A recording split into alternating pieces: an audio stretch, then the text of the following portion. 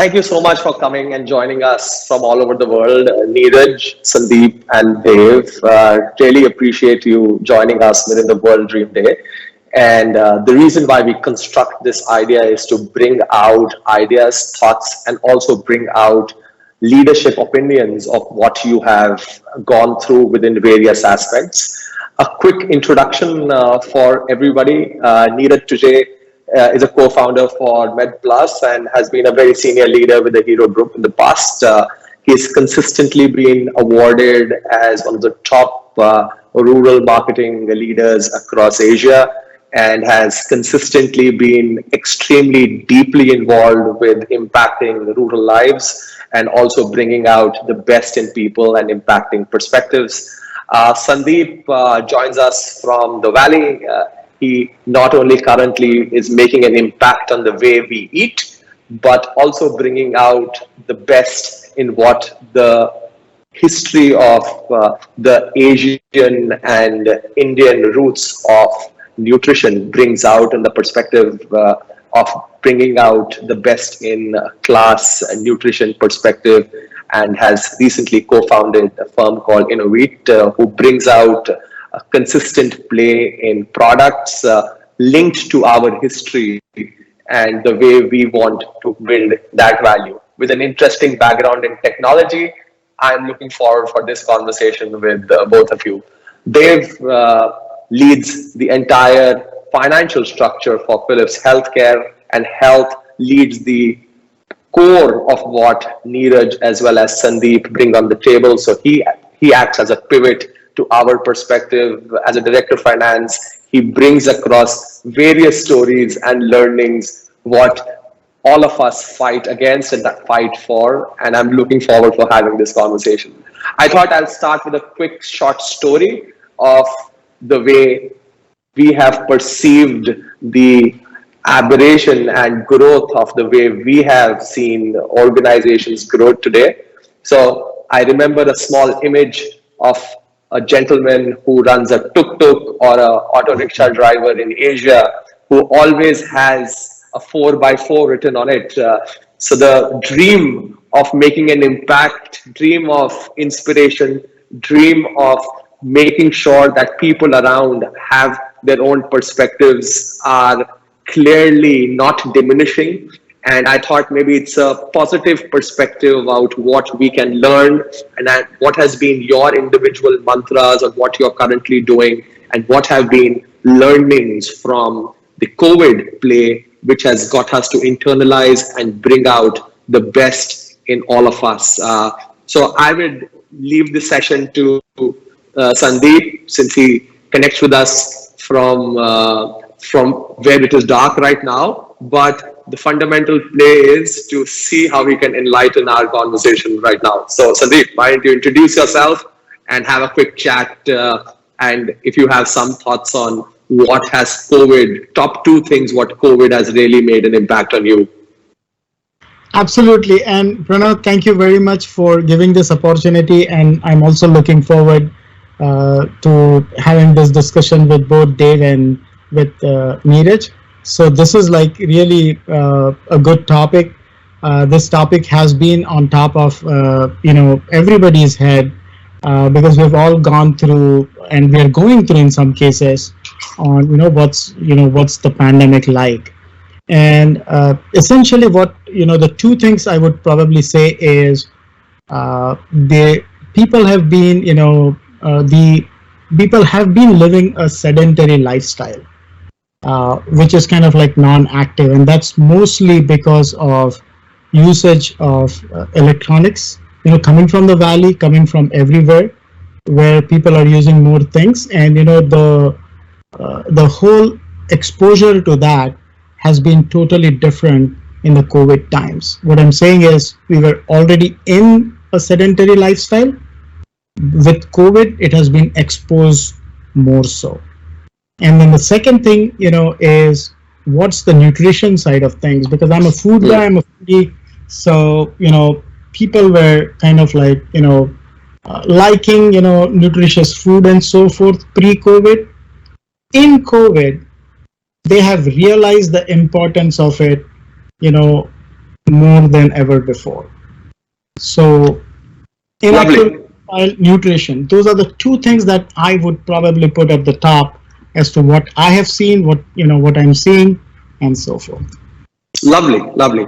Sandeep, do you want to pick up and maybe what Sandeep said, Neeraj, would you want to pick up on the way the rural ecosystem is developing and how they have kind of responded back in times of challenge, currently COVID, but how has been your experiencing developing and building relationship and recognizing what the challenge and how they have dealt with the entire ecosystem? What has been your experience? Right. Thank you, Pranav, for calling me up here. And hello, Sandeep and Dev. So, I think that's a very fair point of what Sandeep just now mentioned. And what we see that there are unheralded market disruptions which come every time, may not be in the same product line or the markets you are into. There can also be related to the environment, and COVID probably has brought one such disruption. We have seen that in even in 2008 crisis, that airlines came into pressures, the travels went down. But COVID has brought a complete different disruption altogether by virtue of video conferencing. Now, video conferencing is the game because of which we are together here today. So now when we move all these changing trends in the rural space, I know I'm coming from health sector, but what I have seen there is education has impacted massively. The connectivities are poor, the owning of devices are very low. So I've seen children not going to school, not interacting with even peers for months, and the learning was very low. But one thing which has emerged out of COVID in rural is a high degree of awareness creation. Now, this awareness creation probably is bringing plethora of opportunities for people like us to go and serve them and tell them, guys, you are powerful. Right. So that is actually, Pranav, from my side on a very pointed setup. Yeah, Dave, how have you seen multinational firms like Philips, and you've been with Philips for a while, you have seen Philips change itself. How have you seen Philips as a large multinational company respond to impacts within the play of how they are looking at things today? You can give a perspective from the healthcare side of it. You can give perspective on the way they are looking at impacting the consumer side of it. What are the top two learnings that you think have been really game changing from the way you approach things today? Yep. Hey, first of all, thanks, Pranav, to have me here, and looking forward a great session with Sandeep and Neeraj. So first of all, I think the one thing which we all of us have achieved, if you'll ask me, we all have survived. Okay, so we have come out of that dark phase. At least that's one thing we all should feel happy.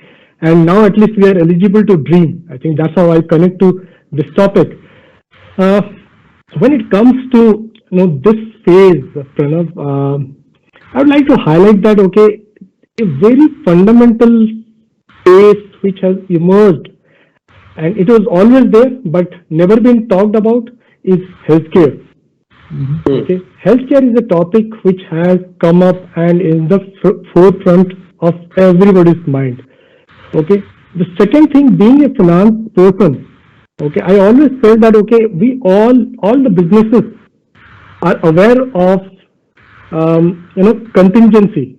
The businesses were made of contingency to survive contingency. For the first time, I think we all went through something which is called uncertainty. Okay, we were never used to meet uncertainty. Contingency is something that if it happens, this is the percentage impact will happen, and this is how we will build up the provision, the business plan, everything.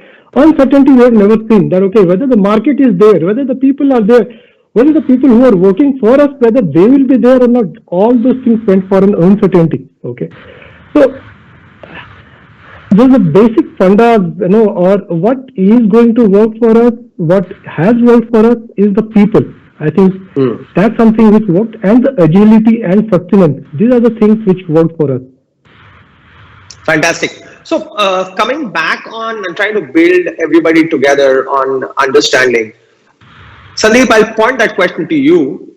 The premise of using historic data flows of nutrition in the healthcare space and really looking at it from making sure that people are focused today because they are re-looking at the way lifestyles are led. How has been your experience in various geographies, potentially with lifestyle in the Middle East or lifestyles in Japan or Southeast Asia? What has been your key learning of people coming back to you and saying that this is missing in our fraternity, and what is it that we can go back and learn from, and what has been your perspective of bringing Innovate in the limelight? Absolutely, yeah. As you mentioned, this is a global thing, and we are talking this at a global level. 40%, almost of world population, I believe, is under 30. That's what statistics say, and these are also new market forces in terms of they are determining what should be eaten, how things should be eaten, and so forth. So not only we are talking about various geographies, we are talking about a very specific segment that is mostly, I would say, born or native digital or native to some extent, and they are also they have changed these things as well. Now, if you go back into the history, you're talking about the ancient things. Yeah, absolutely. There has been importance of food across various culture, be it Japanese culture, be it Middle Eastern culture, be it Indian culture, or be it Latin American culture. There has a lot of nutrition focus, simplicity, convenience, seasonality. All these things have been in the nutrition of various geographies across the world. But now it has accelerated in a newer form, and thanks to technology, to some extent, and thanks to some of the youngsters who are pushing on certain social issues, such as why should I eat these things and why I should not try this other things. And then do you think it's a racial issue, Sandeep? I don't. Do you think there are markets where potentially they consume more meats, and there are markets which consume historically old foods, and there are sections of society who do that specifically in countries which are as diverse as India, or continents which are as diverse as Asia, Middle East? Do you think that the construct of nutrition, the construct of what people are consuming, has come out of a learning time of self-actualization during COVID? Is that something that you have seen which grows market for companies like you? Absolutely. I mean to say, like this, you see, there are 2-3 forces there. One is definitely, during COVID times, people had, the information on internet or elsewhere that has this come from any animal, because, the predecessor to this was, the bird flu or H1N1 and things like that. So, there is definitely an inhibition of, should I eat or consume any meat? But I think that's mainly in what I would say largely matured population of the segment. I'm talking about less than 30, less than 25, so-called millennials who are thinking different. They're thinking about what's the social impact of me not consuming meat. And if it is a good thing, let me help that. What's the ecological impact of trying some different things? was the environmental, aspects to that. And I think that has also driven some of the things. In the US in particular, there has been a plethora of plant-based protein and plant-based meat. Which They has call brought value to that. yeah, I mean, it's like look at Beyond Burger and Impossible Burger. These people have created such a huge marketplace. They're in like 130,000 outlets, and in 70, 80 countries in just 1.5 Sandeep, years. let me get Neeraj on this conversation. Neeraj, potentially, Sandeep brings out the construct of nutrition. Sandeep has consistently spoken about how millennials and young people, if I may use that word, are taking health far more seriously. Within the play at MeadowPlus, I think you very clearly focus on educating the millennials at the bottom of the pyramid so that they not only take or consume the play of healthcare far more seriously, but also build out values which are create a healthy society in that perspective. So, what has been your experiences out of people who are taking health and nutrition far more seriously at the bottom of the pyramid? Very curious to know that. So, Pranav, I would like to share some facts about a dichotomy in the rural India. Okay. We all, I live in NCR and I breathe a toxic air, whereas rural India breathes a green, clean air. The lifestyles that we live are highly sedentary lifestyles versus a full physical activity lifestyles of rural India. When we look at our eating habits, we eat a lot of junk food versus farm fresh vegetables that these folks eat. We are stressful. These guys, in spite of having limited resources, are de-stressed. Now, seeing all these facts, the question is, who should live more? Okay.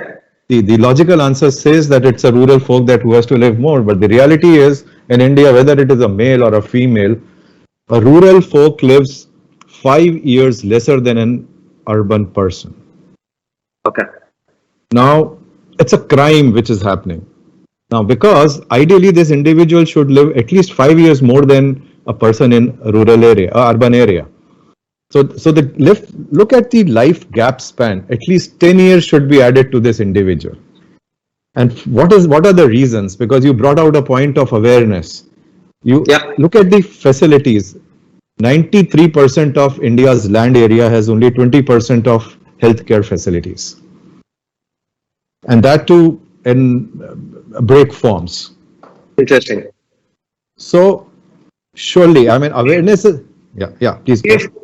Dave, I want to pick your mind to this, being a large healthcare firm, trying to build impacts, and as someone who's a part of the business decisions across, what Neeraj is saying is a very interesting fact of comparing lifestyle, life issues between the urban and the rural part of it.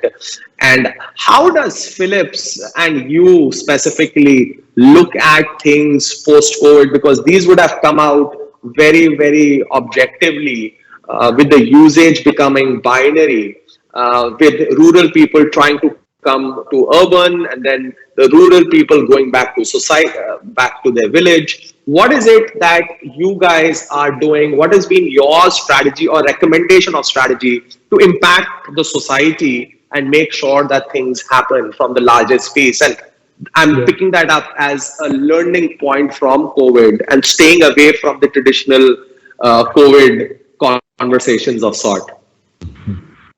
Very interesting question, Pranav.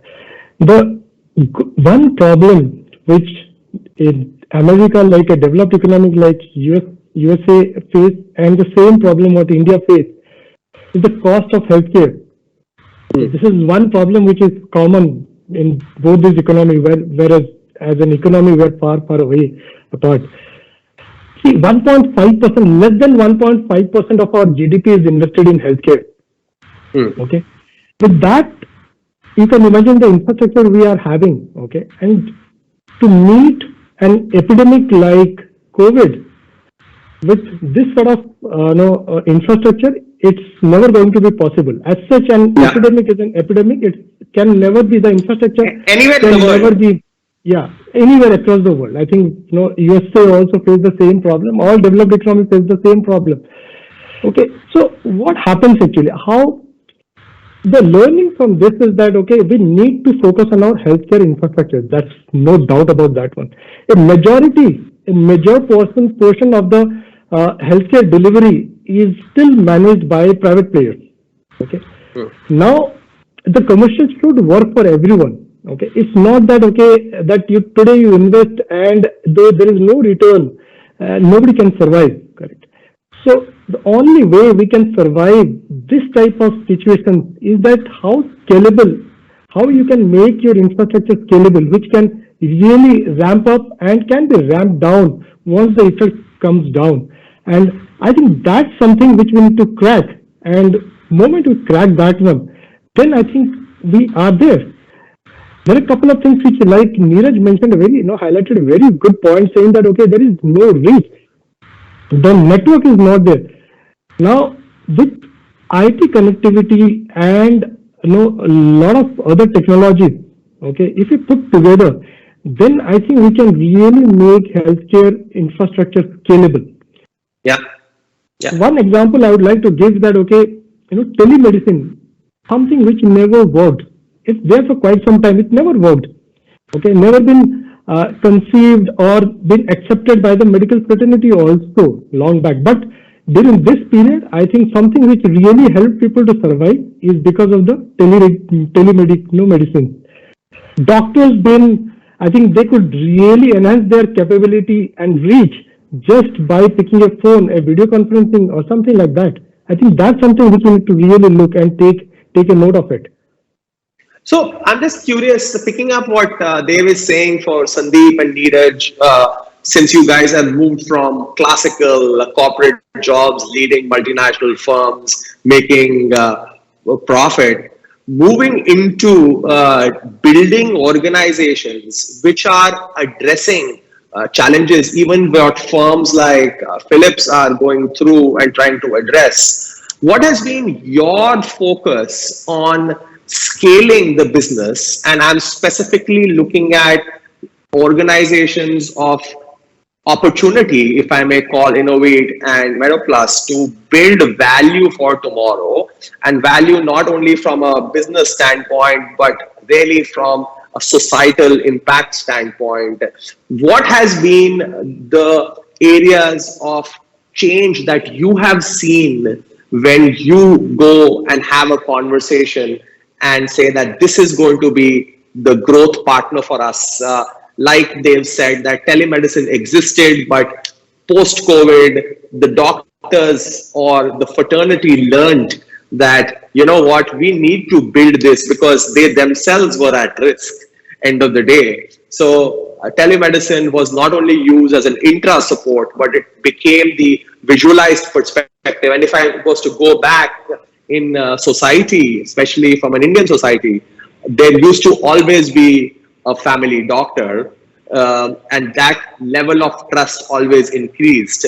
So Sandeep, what has been your approach of saying that this has changed and the opportunity to make an impact has definitely made the conjunction of partnership learn and where you can contribute, specifically with Innovate? Absolutely, and Dave, thanks for I totally agree on how to make the scalable infrastructure for the healthcare, and you said it very correctly. Whether it's India or whether it's here in the US, the issue is the same, and you pinpointed that very correctly. One thing that you mentioned, where I'll pick up from there, is you mentioned about can it be scaled up or can it be scaled down, which essentially for a Valley person like myself, it is all about elasticity that we see today in the cloud.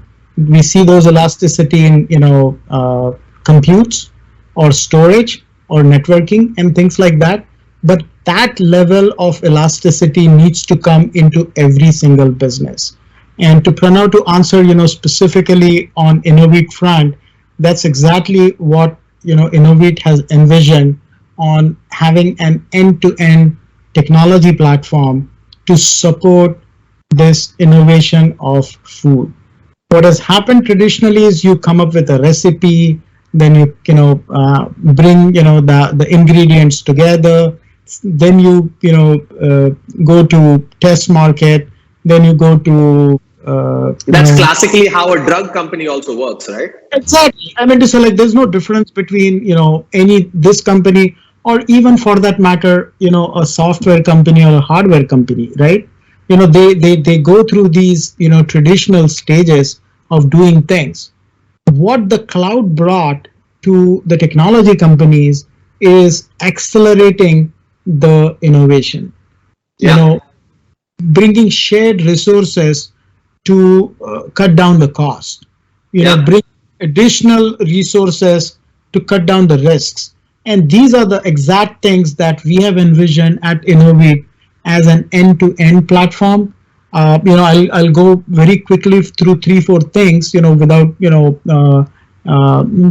being more specific. We can talk about it. But one thing is, there is a consumption that is going on in COVID, and of food, I'm saying, and there is an analysis that can be done on that as to what people prefer, why they prefer it, when they prefer it, and that preference is essentially talking about a trend of what people are consuming, which is basically the market.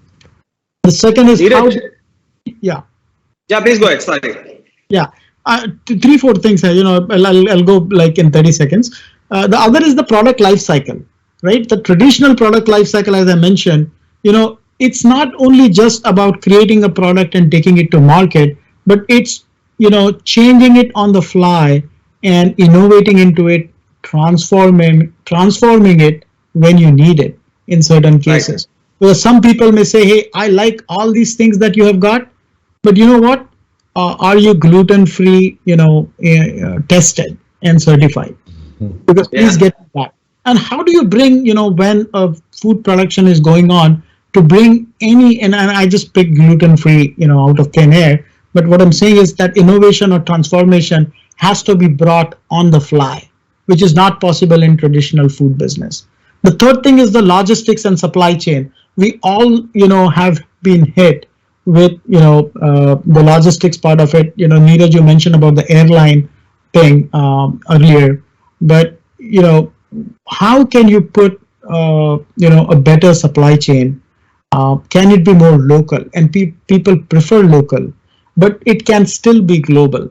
So how you can address a local need, but with a global presence? And again, technology helps there. And fourth, last but not the least, is how you reach out to customers. How do you connect, Dave, to your point, on the finance side, how you connect their, orders to cash, and whether that would be a digital cash in some cases. The currency is going away in some cases. So those are the innovation, Pranav, I'm trying to bring into Innovate as an end-to-end technology platform. Yeah. Lovely. Neeraj, do you want to pick up on the way you are connecting the entire medical facility ecosystem for people who have probably never received the proper structure of medical value, and what got you excited about doing this after years and years of building urban-rural relationship, if I may use that word. So if you can highlight that, and after that, I'm going to summarize the session. So Pranav, very interesting one on what originated MeadoPlus. In fact, I shared few data points, and those data points was too much for us to be juggling down. In order to do a slight research in about 6 states, we visited about 500 villages, interacted about 100 plus healthcare providers, both organized and unorganized, and that's where MeadoPlus was born. And it was born at the peak of lockdown, during the first lockdown. So now what we are trying to do is that we are connecting the rural people, generally, if the journey is that if they have to take a urban healthcare consulting, they have to travel first to the urban city, to the large city, and identify a doctor, wait for the turn to come. There are times when they have to wait for 4 to 6 hours and even days. We are trying to bridge all these solutions, getting the appointment fixed there at the village level. Secondly, there are diagnostics which are done. Once the person is back, they have to go back to the village 30-40 kilometers in order to collect the report. The reports are being delivered at the village level itself. But what will a villager do of this report unless he or she shows it to the practitioner? Right. So as a follow-up, there is a video conferencing being done between the practitioner. Interestingly, here the point is it's a known practitioner to this villager because that practitioner comes from the same district.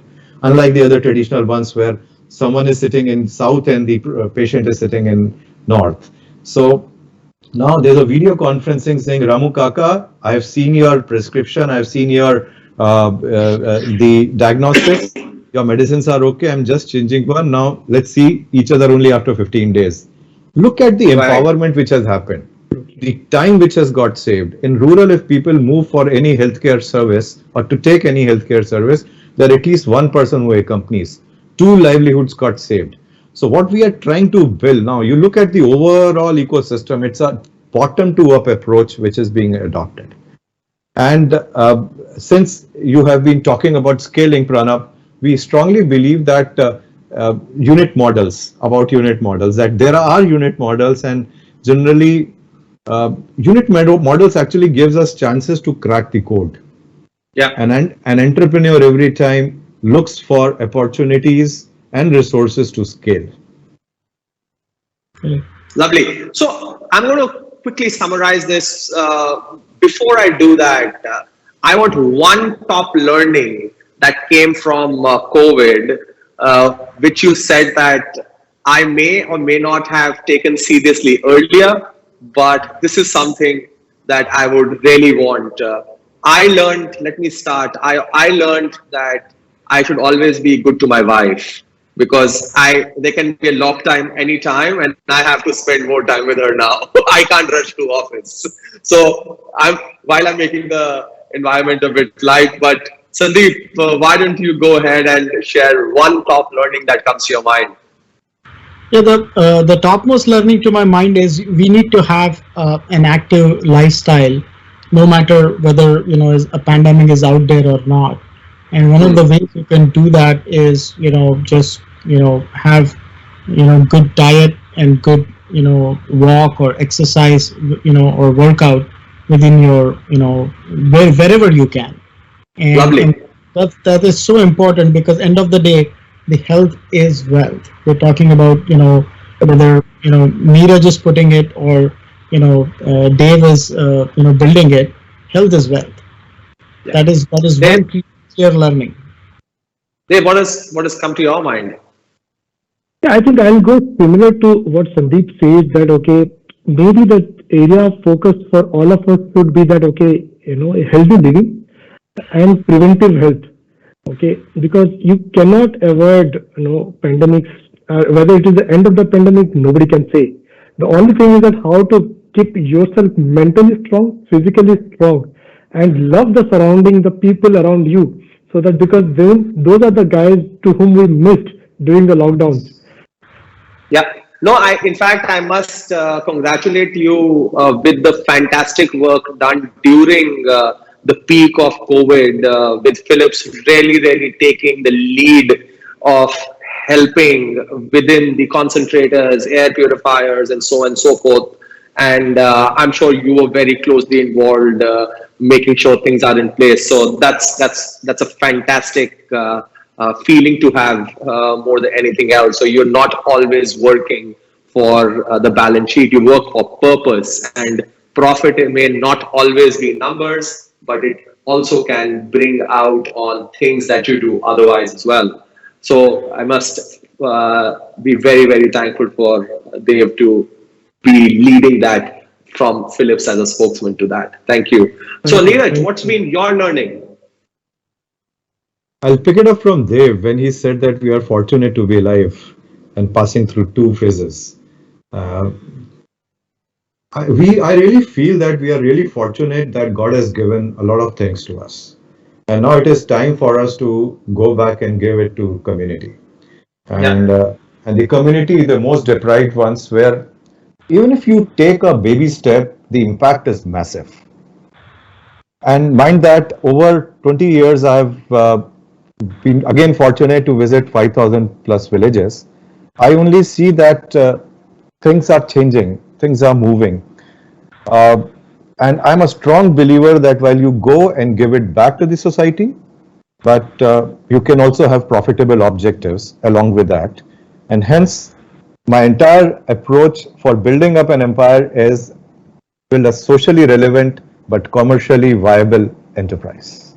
Lovely, lovely. So I'm going to make sure that I kind of bring out two things which I heard consistently around all of you. I think sustainability became a core conversation. Sustainability not only from the way we look at from our diaspora, but also from the history of the way we have consistently built legacy. Legacy is just another word for sustainability, right? If you don't have history and you don't keep your legacy, Right. or you don't hold to your legacy, it's not a sustained thought. So I think sustainability is a very, very strong word.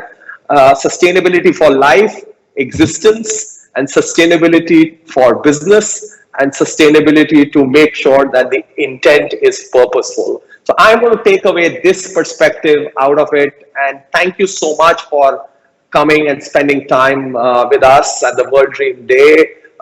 Within the royal families that cut across the region, we'd be very, very curious to see what we can do with you guys. Thank you so much, and really, really appreciate you taking our time. Thank you. Thank you, Pranav.